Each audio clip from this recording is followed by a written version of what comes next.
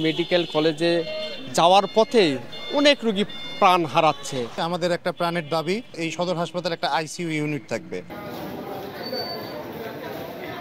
প্রতিদিনই 2,500 থেকে 3,000 রোগী স্বাস্থ্যসেবা নিতে আসেন নওগাঁ সদর হাসপাতালে। 6তলা এই হাসপাতাল 100 শয্যা থেকে 250 বেডে উন্নীত করা হয় 2019 সালে। বেড সংখ্যা বাড়লেও চলছে 100 শয্যার জনবল দিয়েই। এই হাসপাতালের 4 তলায় 2টি রুম নির্ধারণ করা হয় আইসিইউ ইউনিটের জন্য, কিন্তু পড়ে আছে গত 5 বছর ধরে। স্বাস্থ্য বিভাগের পক্ষ থেকে 2010 সালে এই হাসপাতালে আইসিইউ ইউনিট খোলার ঘোষণা এক যুগেও আলোর মুখ দেখেনি।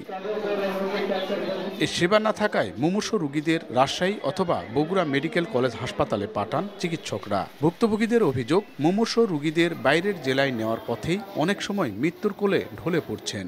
নওগাঁতে আইসি ইউনিট না থাকাতে অনেক মুমূর্ষু রোগী মেডিকেল কলেজে যাওয়ার পথে অনেক রোগী প্রাণ হারাচ্ছে।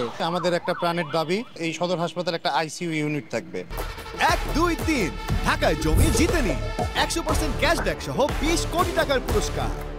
হাসপাতাল কর্তৃপক্ষ বলছে, আইসিইউ ইউনিট চালুর জন্য ঊর্ধ্বতন দপ্তরে বারবার তাগিদ দেওয়া হলেও আশ্বাসে পার হচ্ছে দিনের পর দিন। তবে সংশ্লিষ্ট দপ্তর বিষয়টি গুরুত্ব বিবেচনায় নিয়েছে বলে জানান স্বাস্থ্য বিভাগের এ কর্মকর্তা।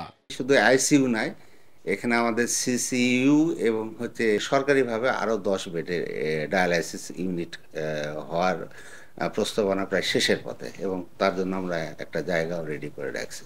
নওগাঁ ছাড়াও পার্শ্ববর্তী বগুড়া, আদমদিঘি ও জয়পুরহাটের রোগীরা এ হাসপাতালে চিকিৎসা সেবা নিতে আসেন।